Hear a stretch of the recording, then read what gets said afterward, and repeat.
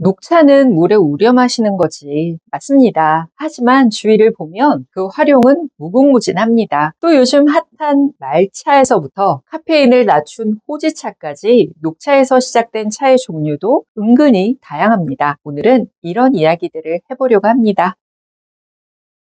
가장 오랜 시간 꾸준히 활용되었던 방법은 바로 이것, 차입니다. 그만큼 과학적인 근거들도 다양하죠. EGCG, 카테킨, L테아닌 같은 성분들이 항산화, 심혈관 건강에 도움이 된다고 잘 알려져 있습니다. 특히 녹차는 우리는 물의 온도와 시간에 따라 맛이 달라지는데 70에서 80도 정도 되는 물에 1, 2분 정도 우렸을 때 쓴맛과 카페인을 낮추고 가장 부드럽게 마실 수 있다고 합니다. 차갑게 마시는 것도 괜찮죠. 저온에서 추출을 하게 되면 카페인은 더 낮아지고 태아닌은 상대적으로 더 많이 추출할 수 있으니까요. 또 위에 대한 자극도 적은 편이라 카페인에 민감하거나 더운 계절 녹차를 즐기고 싶다면 차갑게 드시는 것도 좋습니다. 요즘 전 세계에서 가장 핫한 말차는 미세하게 가루를 내서 마시는 방법이라 가루 녹차라고 말합니다. 통째로 먹기 때문에 우려서 마시는 녹차에 비해서 항산화제를 더 많이 섭취할 수 있지만 동시에 카페인도 그만큼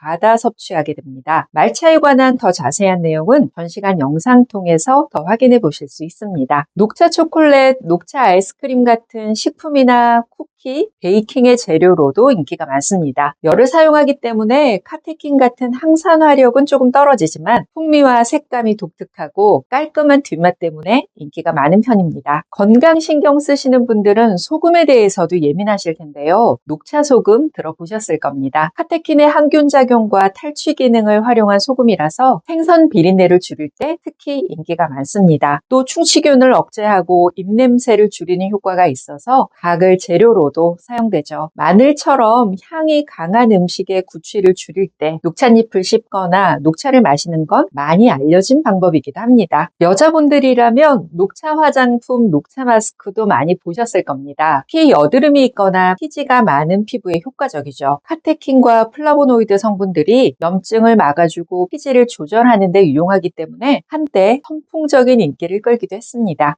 홍차, 우롱차, 백차, 황차, 호지차 이런 다양한 차의 이름들을 한 번쯤은 들어보셨을 겁니다. 이 차들의 공통점은 기본 재료가 녹차라는 겁니다. 카멜리아 시넨시스라는 같은 식물에서 유래되는데 가공하는 방법에 따라 맛과 향, 건강 효과까지 달라지죠. 녹차에서 확장된 대표적인 차 5가지를 정리해 봤습니다. 녹찻잎을 기계나 손으로 일부러 상하게 한 다음 공기와 만나게 하는 게 핵심인 홍차입니다. 말려서 수분이 제거되면 손으로 비비거나 말아서 잎의 세포 조직을 파괴시키는데 이 과정을 통해서 효소가 만들어지고 적절한 온도와 습도가 맞춰지면 발효된 홍차가 되는 거죠. 이때 검은색으로 바뀌기 때문에 홍차를 블랙티라고 부릅니다. 풀향기가 가득하던 녹찻잎은 홍차가 되면 꽃이나 과일 향으로 바뀌는데 이게 또 홍차의 매력이 되기도 하죠. 녹차와 비슷한 효과를 갖지만 차이점도 있습니다. 녹차 속 카테킨이 테아플라빈이나 테아루비긴 같은 성분으로 전환이 돼서 콜레스테롤을 낮추고 혈관 건강을 개선하는데 더 강점을 갖지만 전반적으로 항산화력은 녹차보다는 낮은 편입니다. 또 홍차 속 폴리페놀들이 대장에서 유익균을 증가시키는 효과가 있어서 당 건강에 더 유용하죠. 하지만 녹차보다는 카페인이 더 높은 편이라 불면증이 있다면 취량과 시간을 신경 쓰셔야 합니다. 녹차를 90에서 100%까지 발효시켜서 만드는 게 홍차라면 우롱차는 발효를 중간쯤에서 멈추는 겁니다. 녹차와 홍차의 중간 단계가 우롱차라고 보면 됩니다. 그래서 녹차에 카테킨 성분도 있고 홍차에 테아플라빈도 같이 들어있어서 향도 녹차에 비해서는 풍부한 편입니다. 녹차의 장점인 지방대사를 촉진시키고 혈당을 안정화하는 효능이 있지만 발효되는 정도의 폭이 넓기 때문에 맛과 향도 다양하고 효과도 차이가 큰 편입니다. 역시 카페인에 민감한 분들이라면 먹는 양과 시간 신경 쓰셔야 합니다. 녹차의 어린 잎과 새싹을 자연 건조시켜서 활용하는 차로 발효 과정을 거치지 않기 때문에 아주 부드럽고 은은합니다. EGCG가 풍부해서 항산화력이 가장 높다고 볼 수 있습니다. 어린 잎으로만 만들다 보니까 맛이 연해서 호불호가 있는 편인데 가격대도 높은 편입니다. 녹차에 열을 가한 다음 통풍이 되지 않게 쌓아서 건조시킨 황차입니다. 이 과정을 통해서 20% 정도의 발효가 일어나고 색이 노란색으로 바뀌죠. 그래서 황차라고 불립니다. 쌉싸름한 맛보다는 단맛이 있고 부드러워서 쓴맛을 좋아하지 않는 사람들도 마실 수 있는 차입니다. 고소한 곡물 향을 갖는 것도 특징이죠. 항산화 효과는 유지하면서 위에 대한 자극도 적어서 소화기가 약한 분들도 드실 수 있습니다. 차를 좋아하는 분들이라면 직접 만들어서 먹기도 하는데 실제로는 만들기 어려운 편입니다. 중간에 부패되기 쉬우니까요. 말차가 한참 인기 있지만 카페인이 만만치 않다는 게 단점인데 그 점을 보완할 수 있는 차로 호지차가 자주 언급되고 있습니다. 카페인 함량이 낮다는 게 큰 장점이니까요. 녹차를 200도 이상의 고열에서 굽는 건데 이걸 로스팅이라고 하죠. 커피 원두를 로스팅한다고 하잖아요. 그것과 같은 겁니다. 이런 열분의 과정으로 카테킨과 카페인의 양이 많이 줄어들고 히라진이 생겨나서 구수한 향이 올라옵니다. 또 담백한 맛도 진해지기 때문에 위에 주는 자극도 적습니다. 항산화 효과는 상대적으로 낮지만 카페인이 적고 자극이 적다는 게 큰 장점으로 활용될 수 있는 호지차입니다. 이 외에도 늦게 수확한 잎으로 만든 반차, 녹찻잎이 아닌 줄기와 가지로 만든 줄기차 등 녹차를 활용한 차의 종류는 상당히 다양합니다. 어떤 차가 더 좋다기보다 상황이나 기호에 따라 적절히 잘 활용하시면 됩니다. 녹차 드실 때 이런 점 주의하시기 바랍니다. 카페인 때문에 수면에 방해가 될 수 있습니다. 잠들기 6시간 전에는 마시지 않아야 합니다. 빈혈이 심하다면 녹차의 카페인 성분이 철분의 체내 흡수를 방해하기 때문에 빈혈이 더 심해질 수 있습니다. 진하게 마시거나 꾸준히 마시는 건 조심해야 합니다. 공복에 녹차를 마시게 되면 위산이 더 분비되기 때문에 속쓰림 같은 통증을 느낄 수 있습니다. 식사를 하고 한두 시간 후에 마시는 게 더 좋습니다. 녹차가 건강에 좋다고 하지만 먹는 양과 종류에 따라 본인에게는 잘 맞지 않을 수도 있습니다. 상황에 따라 적절한 종류의 녹차 선택하셔서 건강 컨디션 유지하는 데 도움 받으시기 바랍니다. 건강정보, 건강식재료 소개해드리는 한약사 김경순이었습니다. 오늘도 평안하세요.